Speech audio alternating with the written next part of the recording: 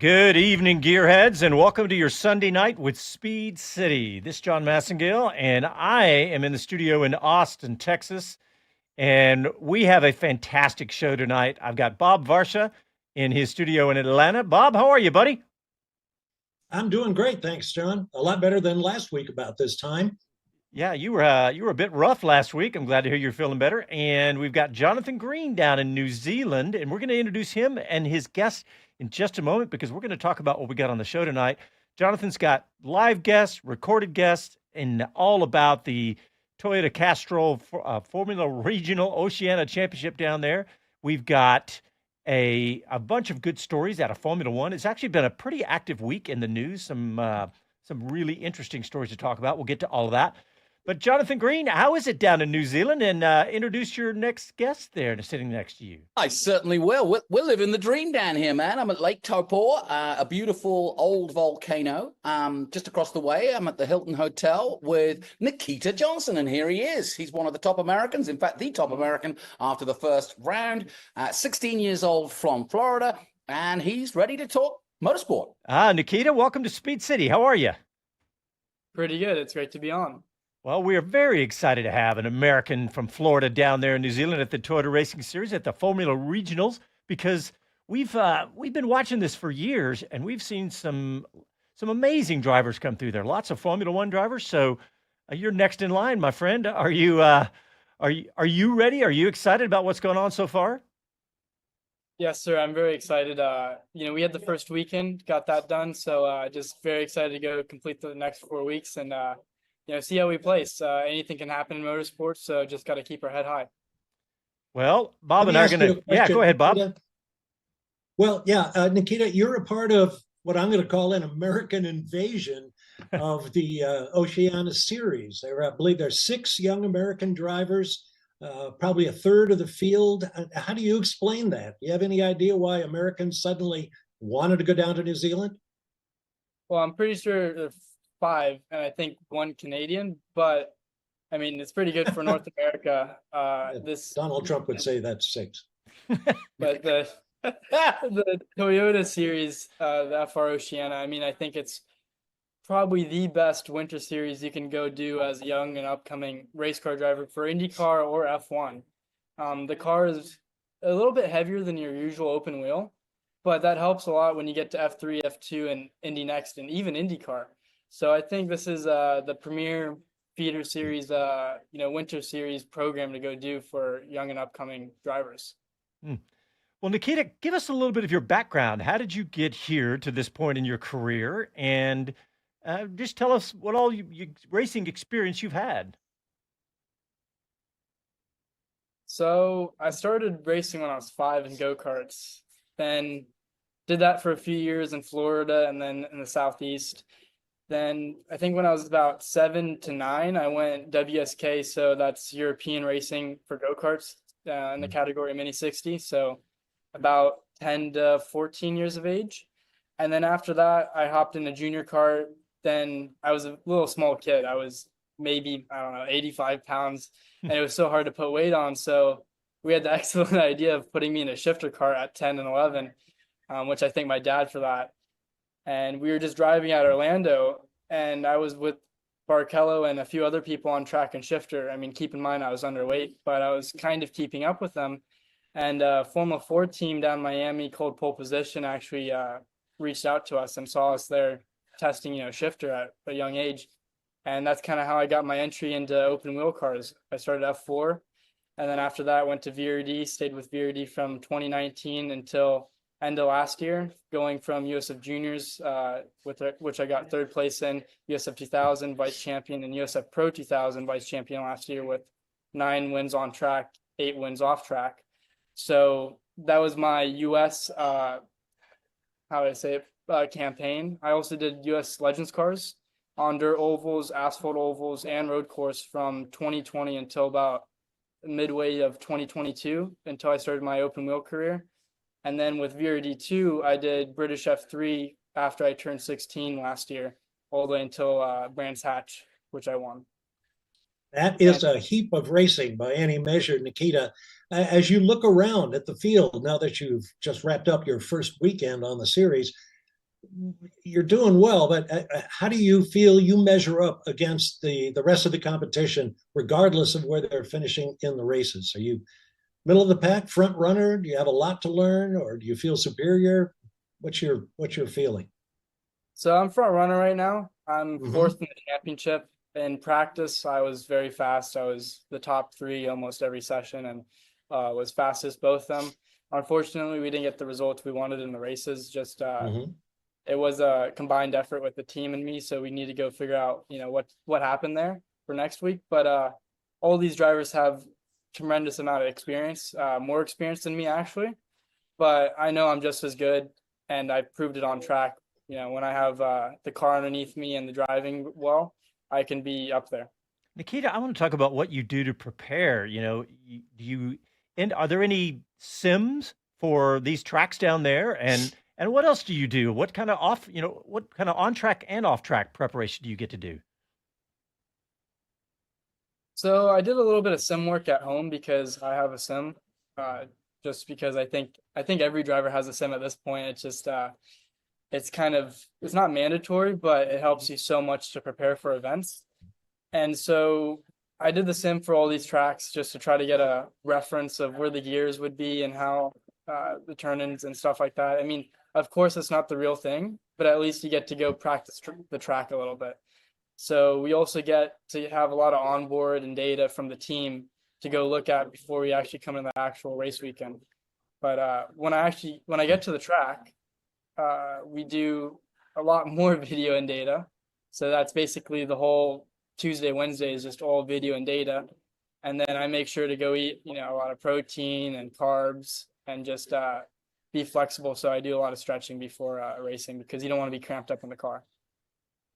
That's a very veteran approach in your young career. So congratulations on that. Now here comes a silly question. A kid from the United States named Johnson is not unusual. One named Nikita kind of is. Where'd you get that name? Well, I was supposed to be a hockey player when I was younger, and we always loved the Tampa Bay Lightning because that's our home team for in the Uh-huh. NHL. And so one of the Nikitas, I forgot his last name. He was a Russian player, and he came to the States and played for Tampa Bay Lightning, and so that's how we got it. It wasn't from Nikita Kucherov, but it was from a different Nikita that came to the Tampa Bay Lightning. Yeah, I guess 85-pound hockey players don't get very far, do they? No, What not all. about the other Johnson you met while karting or while practicing? Oh, no, maybe that was Pierce. Oh, Jimmy yeah, Johnson. Jimmy Johnson. So Yeah, we met Jimmy Johnson a few years ago when Ah, he was preparing for his IndyCar run, which was pretty gentleman interesting. Jimmy. and Nikita was Mhm. faster than him. Well, Now I know Nikita, your dad is there with you, Nikita, and you're getting a lot of support from your family, which I think is crucial for a young driver. Tell me your thoughts on what your parents and your family have done to get you where you are. Well, it's been pretty difficult, I think, for everybody in racing industry because you're always gone. You're not with your family most of the time. I'm thankful to be with my dad, but I get to see my mom and little brother like maybe 3 months out of the year, 4 months. So, the support I have from all of them, even when they're halfway across the world, is just tremendous. And I think every racer can agree with it. It's so nice to have your family be behind you because in racing, sometimes you don't have a lot of people behind you. It's pretty cutthroat sometimes at the high levels. So the more people you can have behind you, the better it is. Nikita, I liked your Awesome. confidence the way you answered the questions earlier. Where did this confidence come from? Have you always been a confident young man, or it's just been your success so far? Where'd the confidence come from? My dad, my mom, I mean, they've taught me so much throughout the years. And then I think the USF Pro Series in the States helped a lot because we always did a lot of media training and they always put us in front of the camera. So I think that's probably the biggest thing that I learned from my junior career is just how to be in front of the camera. So I thank them a lot for that. Well, it sounds like How are you handling your educational responsibilities? Are you on schedule, say, to graduate high school at some point in the future? Yes, I'm actually graduating high school this summer. So right Ah, before I hit 17, I'll graduate. I'm doing online, all A's. So my GPA is 4.33. So it's not too bad. It could be worse. I always try to be better, but sometimes, racing just gets in the way and you have to go put it off for a week or two. Well, Nikita, let's talk about your racing this weekend. I've noticed you've had a 4th place, a 5th, and a 5th. So you had a really good start with this and currently sitting 4th in the championship. But you talked about the car a little bit, about how it's a little heavier, but talk about the on-track action that you've had so far, because I've been watching it. It looks like it's amazing racing so far. We've had a little bit of everything. Yes, sir. There's a lot of racing here. We have so many good drivers here. I mean, we have Lindblad that's going to F2. We have Matthias Zagazeta, who's my teammate too. He's going to F3 again. Known him for years. We have Will Brown, that's V8 Supercars champion. Josh Pearson, who's in next, and a few other drivers that are from the USF Pro Series or in Europe. So there's a lot of talent here, and the racing's pretty hard because there's a lot of aero wash, but sometimes people just send it on you and you have to be prepared for it. So absolutely, it's been great to race, and the track's a bit difficult with the aero wash, but that's what you get when you get into these higher categories with more aero on the car. You're going to have to deal with the aero wash and figure out how to pass and get around it. So I think this teaches us a lot for, Indy Next, IndyCar, F3, and just more cars with more aero wash, What's your what's next for you after this winter series, and what's your ultimate goal in motorsports? So I'll be racing British F3 campaign with High Tech GP. And then, I mean, the plans are always F1. I think that's any driver's dream, is to get to F1, but we all know how hard that is. That's, 1-2 drivers, maybe every 2-3 years will get in. So the most realistic goal is IndyCar, in my opinion. IndyCar is pretty tough to get into, but at least it's a good backup plan. But as long as I can stay in motorsports and be in any type of car, I'm happy with that. If it's if I go dirt racing after all my career ended, I'll be happy with that because I love dirt or sports cars. So as long as I can be in any race car, I'm happy. Well done. I like your answer of Formula One, maybe the best I've heard yet from a young person. The typical answer is, yes, it's Formula One or nothing, but I think that was pretty realistic. Well, Nikita, we have got to take a break, but Jonathan told me you're going to be able to stick with us through the show because we're going to talk some Formula One. I want to get your take on some of these Formula One stories. You're listening to your Sunday Night with Speed City, and we'll be back right after this.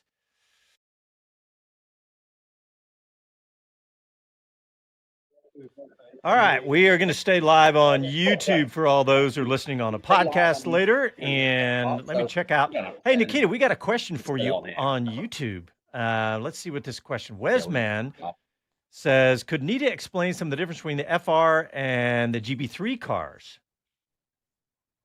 Yeah. That's a good question. So I'm not sure on the actual weight, but I know the FR is actually the same weight as the FIA F3 car, so it's pretty heavy. The GB3 is very light and nimble.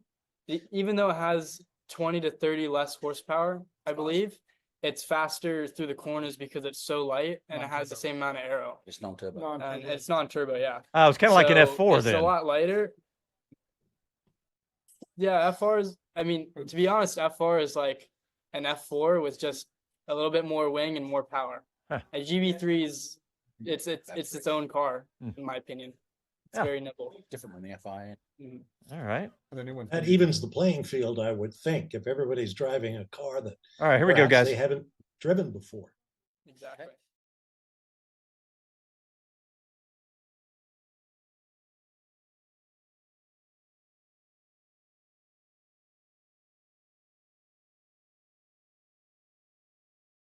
City. I'm Liam Lawson, and you're listening to Speed City. Welcome back to the fastest hour in radio, Speed City. See, we've even trained Casey. He's bringing us back with Liam Lawson, the New Zealander. Hey guys, I heard Liam Lawson. Actually, I saw him on the video. He was out there giving out trophies and hanging out with you guys. How was that, Nikita? Hanging out with Liam Lawson? Well, unfortunately, I was too busy trying to fix my driving in the car, so I wasn't able to go see Liam. And unfortunately, too, I didn't get on the podium, so I didn't get a trophy from him. But hopefully at some point I can go see him. All right. Well, hey, we got, let me talk about Good what we're going story, to. John. What's that? Good story about Liam. So he came for Sunday just to do some autograph sessions and stuff. But you know how I remember he lent his boots to Max Verstappen, his new teammate, before he was teammate, for Baku. And they were bent out of shape old pair of boots. But Max lost his or forgot his boots at the hotel or whatever. I don't know what happened. But he ended up breaking down, of course, kicking the car famously with those boots on. Well, this weekend, Will Brand didn't have the right conformity of helmet. So the Australian supercar champion was wearing a nice Silver Fern number 40 Liam Lawson helmet because they're both Bell and they're both Red Bull. So I've told Liam that if it doesn't work out in Formula One, he can always start a boot sale selling helmets and various paraphernalia. Set up a booth. Yeah, there you go. Yeah. All right, guys, we're gonna talk a little Formula One right now because there's been some big stories in Formula One. But later on in the show, we have a really great interview that you did, Jonathan, with basically is probably the favorite for the series down there in New Zealand this year, Arvid Lindblad. And so we'll have that later in the show. But we're gonna talk Formula One right now, and we're gonna start with my favorite story actually, and that is that GM announced the formation of GM Performance Power Units LLC, which is the company that'll put Cadillac on the path to being a full works team building Formula One power units. And they're claiming by the end of the decade, when we first heard this, they said they were going to use Ferrari for a year or two. Now they're saying by the end of the decade. And I like them being realistic about that. What do you think of this story, Bob? I think it's just another indication that General Motors is, in fact, all in on this. It's not, just a naming exercise or a branding exercise. And it's just really exciting to me to see what American technology can produce. Way back in 2010, when the horrible failure of US F1 to make it to the starting grid, I was told by Ken Anderson and the other principals in that team that they had a lot of American technology that nobody else was using. It was going to be a real eye-opener for everybody. I don't know where that all went since the team went poof. But if GM is going to bring that kind of, technology and knowledge and humility to Formula One, I'm liking that situation more and more. Well, and I like the guy that they've got to run it. Jonathan, did you see this? Russ O'Bleens, he's got 30 years of motor racing experience. He's currently the director of GM's Motorsports Propulsion and Performance Team. And he also previously led the GM Performance and Racing Center in Pontiac. And so he's got a deep history in racing and a deep history with General Motors. But I like the fact that we've got a great, well-heeled, experienced American running that operation. What about you? Yeah, no question about it. And I think that Formula One fans, perhaps, certainly the ones in Europe, won't be aware of what Cadillac have achieved in IMSA. I remember like Toto Wolff, for example? Yes, Toto Wolff, who pretends that Michael Andretti has never achieved anything. Very funny. I remember Max Angelelli was a Formula 3 driver and he came over to the States and helped start the Cadillac program. And they've gone from strength to strength. But because if you don't follow American sports car racing, you wouldn't know that. They're still very much at the top of their game. And so I think that will have an effect. Obviously, Formula One is very, very different. But yeah, I agree with you. The technology, I think America is going to be very proud to show off what it can do at a high performance level. And it's going to be great for Cadillac because their name is not as well known. But I would say the biggest story for me is the amount of OEMs that are now involved in Formula One. I too have been involved following Formula One for 30 years, and I've never seen so many different manufacturers bringing their engines to bear. Well, and this fellow, O'Bleen, was also key in developing engines for the Corvette racing program, who, basically swept the table at Le Mans in class year after year after year. So obviously there's a lot of know-how up there in Michigan. Bob, I called Russ O'Bleens well-heeled. I don't know if he's wealthy, but I really admit that his resume is well-heeled. But I do like the fact he's had that Corvette background. And look, let's face it. Look, Corvette is now producing a production automobile with 1,060 horsepower. So I think they know how to make horsepower. They could just use that one, honestly, in Formula One, except for the V6 rules. But anyway, I'm just excited that we got Cadillac doing this. So hey, there's another story I want to talk about too, Bob, and I want to get your take on this one. Franco Colapinto has now signed as an Alpine reserve driver.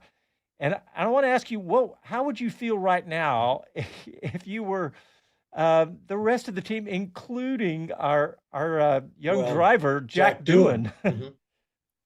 Yeah, you got to feel for Jack Doohan. I mean, they're basically lining this kid up. Colapinto, he's not driver number 3. He's sort of driver number 2A. And that puts Jack Doohan under tremendous pressure to perform because Colapinto is going to be looking over his shoulder the whole time. That said, I think this is the strongest lineup of reserve drivers. It's not complete, but when you've got Valtteri Bottas, winner of 10 Grand Prix races, Guan Yu Zhou, a veteran of 3 full seasons of Formula One, Antonio Giovinazzi, who did 3 seasons of Formula One, and Pietro Fittipaldi, who's been a regular driver in developing the Haas machinery and has raced the car. I mean, you could have a heck of a Formula One Grand Prix just using the reserve drivers, the way things are going. God, that's a really good point. That is a fantastic group there. It's kind of funny that they haven't been Stoffel Van Dorn, Formula E world champ. Yeah, and the fact that they haven't been snatched up by either IndyCar, Formula E, or another series, World Endurance Championship or something like that. But yeah, that's a good point. But Johnny, what do you think about that? Yeah, I mean, Colapinto came here a few years ago. He drove for Kiwi Motorsport and finished 3rd in the championship ahead of Yuki Tsunoda, who, of course, has been in the headlines as well, fighting for that Red Bull drive. We give Red Bull a hard time about how cutthroat they are. Well, we forget Flavio Briatore is not one to mess about either. I think it's a smart move by Flavio because he was on the market. Vals was saying, he wouldn't release him for less than 25 million. So Vals is probably happy because he couldn't race him. And I think with Sainz just stepping in, there's no way that Colapinto is going to see head and tail. And obviously, Jack's still unproven. But I do feel for the cutthroatness of Formula One, and I feel for the young man sat next to me because he's trying to get there. But I think you heard in his answer, he's going eyes wide open. And I'd like to get your take on just that because. Yeah. Like you said, it's such a luxury. And even a guy who's not really turned a wheel, he had 1 race, is already under pressure. Yeah, exactly. Just it proves in F1, they always say Red Bull's cutthroat, but it's basically any team is very cutthroat. You have to go do points and just show that you're good enough. Even on your bad days when the car's not maybe a top 10, you need to get it as close as possible to a top 10. So we'll see what's happening with Jack. I mean, he's a great driver. Everybody that's in F1 is amazing, and even F2 and F3. So it's so cutthroat with every team. You have to go prove that you're the best driver, and it's always about your teammate. You have to beat your teammate in F1. Yeah. And Nikita, I think the other message there is that you not only have to have your own strength of character, but you need to have your own group around you. People who are perhaps not connected with the team, because if you're going to get, if you're looking over your shoulder all the time at the racetrack, you need to be able to keep your mental health by being around people who support you and believe in you and love you. Don't try to do it by yourself. Exactly. I think that's the biggest thing. You always see F2 drivers and F1 drivers. They have their own army behind them. They have their family, their company. People that are trying to find sponsors for them. Have a whole army of people that are just there for support. All right, well, let's jump to this next story because Andy Cowell is becoming the team principal Aston Martin as Matt Crack moves to a new role. Bob Varsha, what's your take on this? Wow, it's Andy Cowell was not originally hired to be the team principal. He's to be the CEO, much like Zach Brown over at McLaren. But Andy, who has a distinguished record in Formula One on the engineering side, took the reins right away and started making changes. The technical director at the time left, and Andy appointed himself to be team principal and moved Mike Crack, who was previously in that role, down to a trackside position, which is still not a bad thing, but it's clear that Cowell means to be the one and only boss that you really need in an operation like Formula One decision maker. Now, having said that, guess who arrives in March? Adrian Newey, is going to want to do things his way too. So I can only assume that even though Andy Cowell was at Mercedes for 100 years and Adrian has been with everybody else on the grid for 100 years, they will come to terms. And if they can work well together, boy, watch out. Yeah, Bob, I'd be curious to know about the rules, the gardening leave rules. Has there been any discussion at all between them, the Aston Martin team, and Adrian Newey about this change? I just wonder if that's even allowed at all. Great question. Yeah, great question.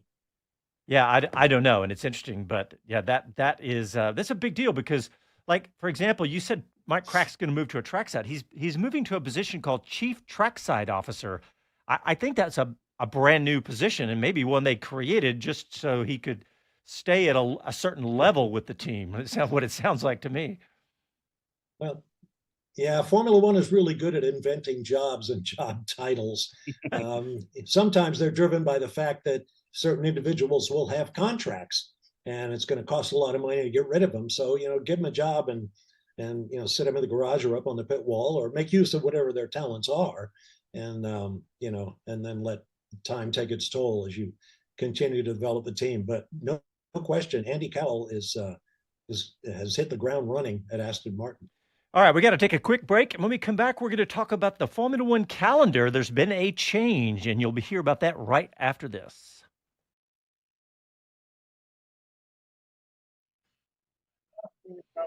All right, we're still live on YouTube. And Johnny, I missed your message a while ago. You said you got something. Did you get it in, or you want to jump on it when we come back?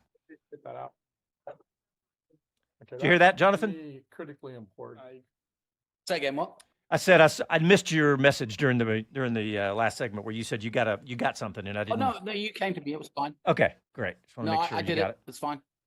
All right, we're going to talk about Spa. My only comment about what you were talking about is, my only comment about what you were talking about just then is that I think Stroll's kind of building a Dallas Cowboys of Formula One, and Don't say it. Beefing it up. I mean, a combination. Huh? So he's going to. Sorry, not Dallas Cowboys. So he's going to go on and never win a playoff game for the next 30 years. Yeah. Yeah, it's going to make all of our lives miserable. Well, what I meant was a sporting director, stroke a coach, a head coach. You know what I know where you're going with that. Stroll still writing those checks. Yep. Lawrence Stroll. All right, we're coming back. Break's done.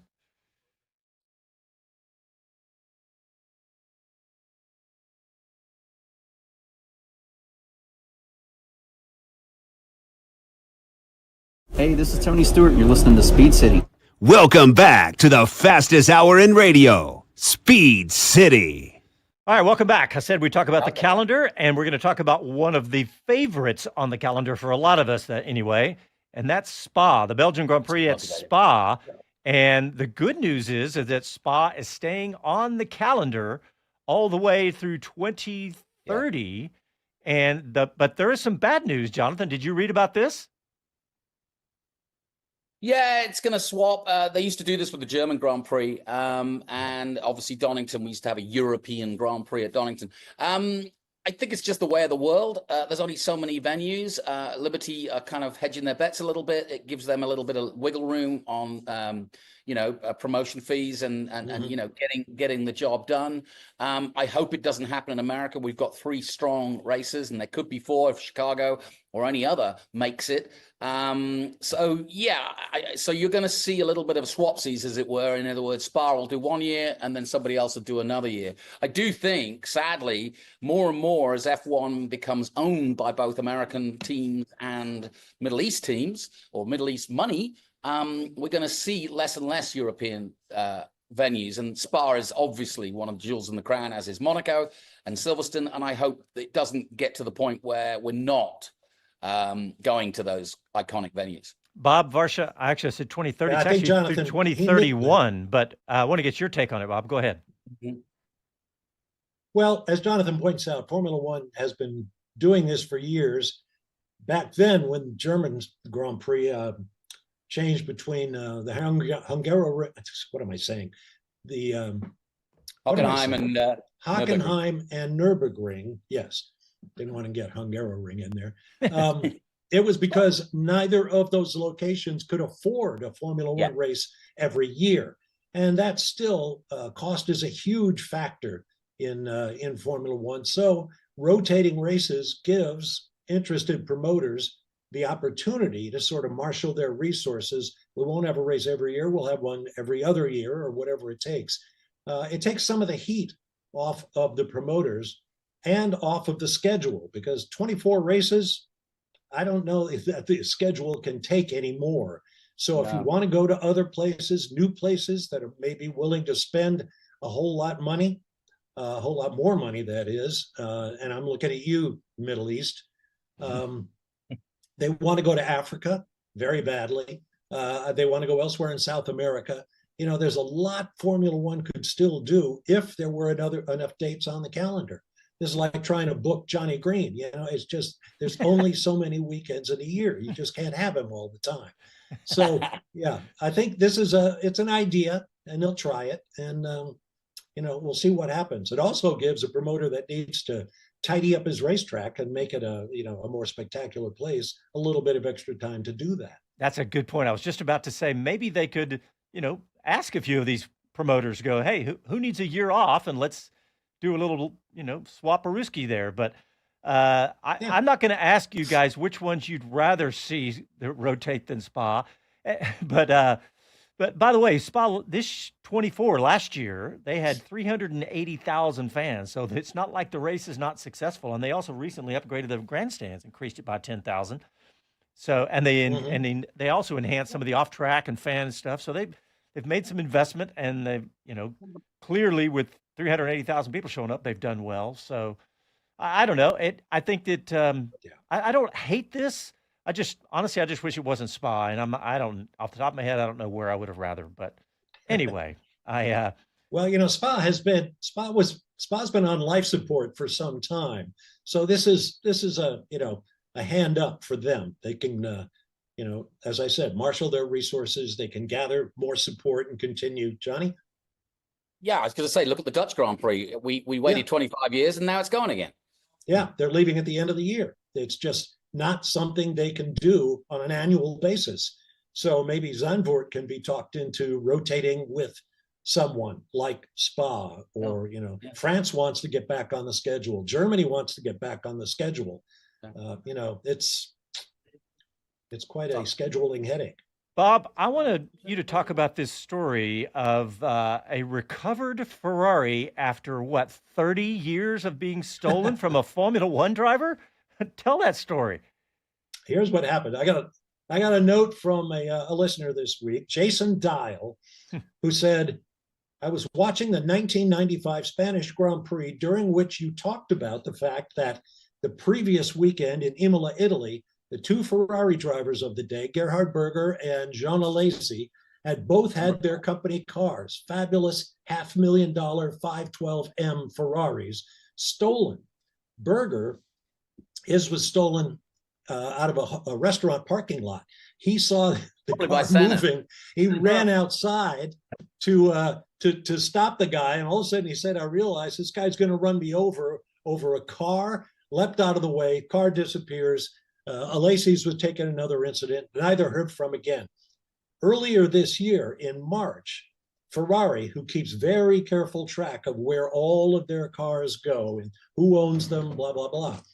Ferrari got tipped off that a 512M that flagged on its serial number as a stolen car was attempting to be sold by a British broker to an American interest. Now, the car had been in Japan, apparently, up until 2023. But now they found out this car someone was trying to export it.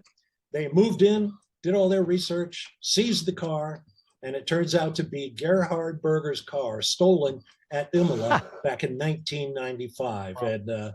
And Jason wanted me to know that, and so I can now finally sleep well after all these years. I wonder what the condition of the car was, and I saw some photos, but I couldn't tell if those were ones after it had been recovered. Had it just been stored away? Had somebody taken care of it, or how many miles they put on it? All that. Well, the Brits swear they did extensive research all around the world, including with Ferrari and Maranello, and they say the car probably is probably worth about $450,000 right now.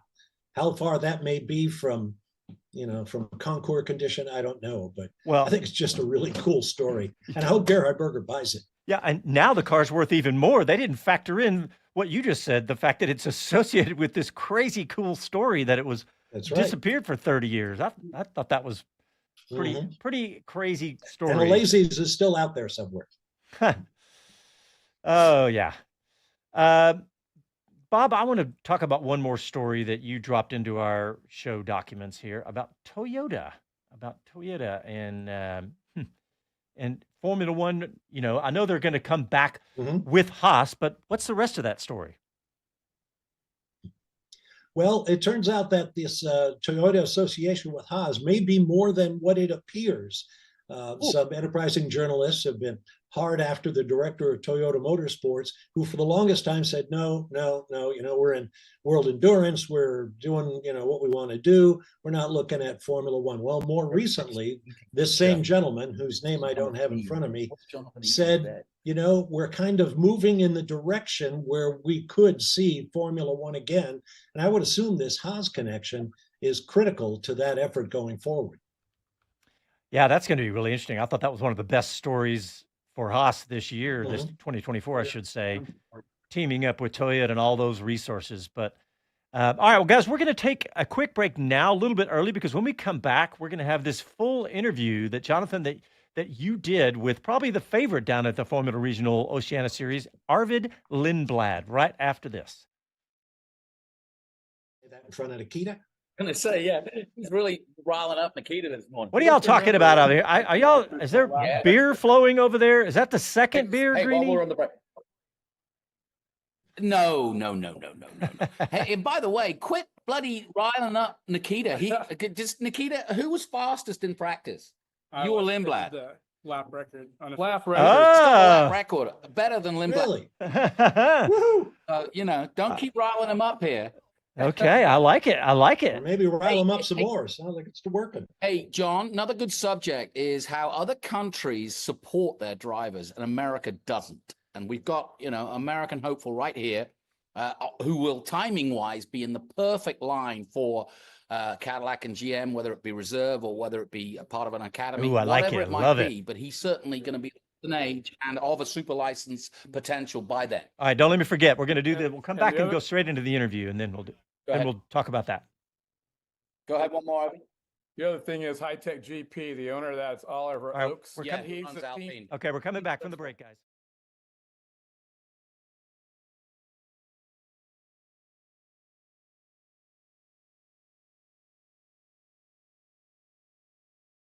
Hello to everyone, this is Gunther Steiner, this is Speed City. Welcome back to the fastest hour in radio, Speed City. Thanks, Gunther. I hope you're getting some time off right now, going to North Carolina and running your other company. But Jonathan Green, I want you to introduce this guest because you got to sit down with Arvid, a couple days ago? Yes. As you say, he is definitely one of the favorites, although this weekend he didn't have it all his own way. The man next to me was faster than him, took the unofficial lap record in practice, a 22.9. Nice, Nikita. 88? 966. Okay. Either way, he was faster than his teammate. And that's the weird thing is that M2 always have a very good team. And the fight within the team is just as competitive as it is against the others. So Lindblad, Nikita here, and Zagazeta are all in the same team. And that's going to make things really interesting. But yes, Arvid Lindblad, he is a young British driver, although he's got heritage from India, he's on his mother's side, and his father, who's here this series, is from Sweden. He is effectively Helmut Marko's next in line, and he's here specifically to get super license points, as they all are. But Helmut has come out in the press and said, this kid needs to get the full 18. And by the way, you'll hear in the interview, if he wins this series, and Nikita's got other ideas on that, but if he wins this series, he will pick up 18 super license points, and that will qualify him, having had 4 wins in FIA for F3. And so he will be ready to do Friday practice. Even though he's 17, he still have to get a dispensation to race on Friday, but that's the plan. And he should therefore be ready for 2026. And I hate to be just as cutthroat as Flavio, but then they would push out Tsunoda and send him off to Honda and possibly Aston Martin. And that would put him in line to be teammates with Isaac Hadjar. And the man next to me has 7 points from Pro 2000. So he's on his way, an 18 plus 7. That's looking pretty good too. So that's why he's motivated. But yes, this is my sit down with Arvid Lindblad, who's a lovely guy, but he put on the Red Bull hat and he became a very, very corporate Red Bull driver. Well, Arvid, welcome to New Zealand. First time here? Yes, first time here in New Zealand. What's your first impressions? I think it's great. I mean, I'm loving the scenery and the culture. It's very different to what I'm used to in England, especially sort of all the mountains and stuff, or hills. But yeah, I'm really enjoying it so far. I think it's great, and I'm really looking forward to the championship. You were a little bit lastminute.com, so tell us how it came to be and why you jumped to do it. Yeah, it was quite last minute. I found out in about mid-December that I was going to be coming here, and yeah, it was kind of around Abu Dhabi with the F1. I was in communication with Dr. Marco, and we spoke a bit, and we agreed that, basically in simple terms, he wants me to have the super license for next year, and we thought this was the best championship to do, sort of comparing this in the Middle East. So that's why we came here. And of course, obviously, if it all comes well, a chance of 18 points. Where are you on that scale of super license points? I don't know, to be honest. I don't really tally all the numbers. You just keep going. I'm a racing driver. I want to win races, and that's what I'm focused on. Talking of which, 4 race wins this year in FIA F3. Happy with that season? Yeah, I think it was a really good year in F3. Being a rookie, being 16 against a much more experienced field, I think it was really good. I had quite low expectations going into the year because I knew it was going to be extremely challenging. But really happy with sort of how we prepared and how I sort of learned and progressed throughout the season, and really happy with the year as a whole. You came on my radar when I started looking at your bio and realising that you'd won the Macau Grand Prix. I did it for like 25 years, so I've seen, what it can do for a young man's career. I know it was F4, but it doesn't matter what you're in. You could be on a bicycle. That's a hard track. How was that experience? Yeah, it was an amazing track. Obviously, I think there's no place really like Macau, and I absolutely loved the experience, loved the circuit. It was my first street circuit at the time. Now I've added Monaco to the list, but no, that was really amazing week as a whole, and a really incredible track. It was a shame that I didn't go this year because I wanted to do it in the F3, so it was a bit disappointing that wasn't the car. Because I really would have loved to go this year and try to fight for that title. But anyway, to do it and win it in F4 was really amazing. You mentioned Helmut, and I'm sure you're aware, Red Bull have got a huge sort of background here, going all the way back to Brendan Hartley. It's the anniversary of the first ever TRS race this weekend. Brendan's coming here this weekend. Okay. He's racing, I think he's racing an historic car, but he was the first winner of TRS race, and obviously went on to be a Red Bull driver, both Toro Rosso and now world champion in wet. And of course, Kvyat, Lawson will be here on Sunday. Lucas Is Liam coming? Yeah. Oh, amazing. Yeah, so he's coming down just this Sunday, but I'm sure you're well aware of his news, obviously. But what is it like being a Red Bull junior and being picked to be one? Obviously, it's amazing to be on a Formula One team. It's a more clear route, I guess you could say, to Formula One. You have that sort of direct ladder, and obviously it's a huge advantage. I joined the program when I was 13, so 4 years ago now, going into my 5th year on the program. So yeah, very happy to be with Red Bull. Obviously, at the moment they're the team to beat. They've been pretty impressive with Max the last few seasons, and yeah, really happy with them. Sort of started in karting and I've kind of grown through the ladder, sort of come up the steps with them. So yeah, really grateful for their support and really happy to be on the program. You really are taking the classic route, as it were, karting, and then into single seaters F4, F3, and this year Campos F2. So like you say, you're ticking all the right boxes. Yeah, I think it's going well so far. Tell me a little bit about what you've learned from being a Red Bull Junior, because you kind of, am I right in saying you're kind of the cool part of, you do some of the demo rides in the F1 car, the older F1 car, right? Yeah, I got the opportunity to drive in Houston, in doing the show run with DC in in the F1, which was an amazing experience. My first time in an F1, so that was great. Is this something you've always wanted? Growing up to do this and to try to get to Formula? Yeah. And where are you from? Because you've got an interesting name and background. Your dad's here, I just met him. So you've got quite a multicultural upbringing. Yeah, I'm sort of English. Sort of lived in England, but I'm Swedish on my dad's side and part Indian on my mother's side. So I got a big mix. Well, we'll claim you as a Brit. We'll claim you because that's all good, and you've got British flag on the side of the car. So tell me about your expectations, because, like you said, we've mentioned the super license points, and while it doesn't matter, you just keep rolling on. But it is an important season because you could score big here. And what's the plan? Is to try to effectively move from here, get more in F2, and possibly I've read that you might get some, hopefully, Friday practices that will increase those points. Yeah, I mean, obviously I've come here to try to win. I'm just going to be quite honest with that. I'm a racing driver, I want to win. So that's kind of the approach coming into this championship. I know it's going to be extremely competitive and very difficult, but that's what I want to do. And we'll see. I think I'm got quite a few points, so I think if I do well here, I should have the full super license. But yeah. No, and looking forward to Campos, good team, and F2. Have you done any F2? I had my first taste of F2 in Abu Dhabi last year in the postseason test, which was great, and really excited to be working with Campos. They had a very strong year with the new car. They've been really on top of it, so really excited for the season. I know you haven't had much time to prepare, mid-December, but have you done any sim work on the tracks here and preparation for Taupo and the next few tracks? No. Well, I saw you talking to Will Brown, and obviously he's got some experience here, another Red Bull driver and supercar champion, but he won here in Taupo in supercars. But they're throwing some competition at you. Definitely.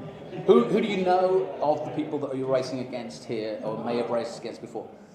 Not many, to be honest. I guess Matthias is probably the only one, my teammate, of having raced with him last year in F3. Even him, I don't know that well. Never really been teammates with him, so. I don't know that many drivers, but looking forward to meeting them throughout the season. Obviously, we're very familiar with Liam Lawson. He's going to come on Sunday, and he was obviously a champion here back in the day. But I've kept in touch with him, and he said that being on the headphones and doing all that for as many years, even though he didn't want to do it as long as he did, has really helped him put him in the seat he's in. Will you get that chance? Will you get to be on the wall and listen in on what they're doing in Formula 1 when you're doing F2? Yeah, I mean, already, to be honest, so far they've been very open and welcoming on that side. I've been sitting in a few of the debriefs last year, and I think there's even more on that side to come this year, so we'll see. I'm obviously very focused on the F2 because that's what's going to decide my future. I need to do well there. That's sort of my best way into Formula 1. But yeah, they've been very, very welcoming and really good on that side. Well, it's day one, first test. How's the car compared to what you've driven before? It's a bit slower. I mean, well, that's a good thing. Yeah, it's a category down. It's in between F4 and F3. So it's something a bit different to get used to and to adapt. But that's what we have to do all the time as racing drivers. We have to adapt to the conditions and what we're given. So I'm looking forward to the challenge. Well, Arvid, obviously we're learning a little bit about you, but the beauty of the TRS series is situations like this where we can get to talk to you because you're not surrounded by media or locked to the paddock and down in debriefs. So we do get to know you guys over 5 weeks. Tell us a little about finally what you're all about. What do you like doing for hobbies and fun and whatever? Lawson's admitted that he's a big McQueen car fan. So I don't know. What do you do when you're not racing? I'm not obsessed with as Liam with cars. I don't know, to be honest. I'm very focused on racing. To be honest, it's all that I really think about, and all I think about is getting to Formula One. So I don't really have an interesting answer for you, unfortunately. But do you enjoy the training then? yeah, There's a lot of that. yeah, there is. What's your go-to? I mean, we end up doing quite a lot of sim because of the nature of the championships that we're doing with the FIA and F2 and F3. There's very little practice time, so I end up doing quite a lot of sim. And then there's also a lot of other things going on that kind of take up a lot of time. Some of it's enjoyable, some of it's not. And but being here at the racetrack, it is the fun bit, and I'm really, really happy to be here and looking forward for the season ahead. Well, listen, best of luck. And as a fellow Brit, I know you'll be modest, but have you got this? Can you do this, 18 points? We'll see, I think so. Best of luck. Thanks, man. Thank you. I tell you what, guys, I talked about the confidence of Nikita Johnson. I think the level of confidence is even higher with Arvid. I hate to say that. He's a year older than you, Nikita, but maybe he's too confident. What do you think, Nikita? I mean, I think when you get to that level, sometimes you can be too confident. For me, it's been a pretty good relationship within the team with him. So far, I think everybody's got along, but that's been the first week. So we'll have to see what happens the next 4 weeks, if I'm being completely honest. But I try to be pretty humble and not to be overconfident or anything like that. I think being humble and a clear head and just level-minded is the way to go in racing. Well, you were during that interview. Go ahead, Bob. Well, I was just going to say one other thing the teams are looking for is someone who can be a good teammate. Yeah, you're going to scratch and claw and you're going to want to do better than your teammate, but you also have to be able to compromise and work together to push the team forward. We seem to talk about it just about every weekend. And real quickly, Nikita, I Googled the Tampa Bay Lightning players named Nikita, and I come up with Kucherov, Nesterov, Alexeyev, and Gusev. Do you know which one you were named after? Alexeyev. Alexeyev. Okay. I can sleep now. Hey, Nikita, during that interview, Arvid was talking about his connection as being a Red Bull Junior and how he's got an inside track to becoming a Formula One driver. But you're with the high-tech team. You've got your own inside track, don't you? Yes, technically I do. I have Ollie Oakes. That's the owner of High Tech and team principal of Alpine F1. So far it's been great with him. We have to go put in the results this year, as every high up person like that, they want to see results. But I love Ollie. He's been amazing to me and my family. So I'm just very thankful for the opportunity to go race British F3 with him. Well, Ollie, Ollie is a great person to have on your side, and hopefully this will help you, work your way up to Formula One with this connection. But we just got about a minute or so, or 2 minutes left, Nikita. I want to ask you about thinking about all of the drivers that have come through this series when it was called the Toyota Racing Series, now Formula Regional Oceania now. I mean, does it sink in the fact that 5 or 6 current F1 drivers have come through this series? I mean, it's just got to be, kind of one of those pinch yourself moments, right? Just a little bit. I mean, there's been some big names that won here and lost too. So there's so much talent that's been coming through this series the past 20 years. So it's just pretty crazy to be in their spot. They were all 16, 17 at one point in their life. So we just have to see how the future plays out. So hopefully we can get the funding to go F3, F2, and then hopefully be there like Norris or some of the others. Yeah. All right. So you guys have just completed round 1. You've got several. How many total rounds and how many total races are left?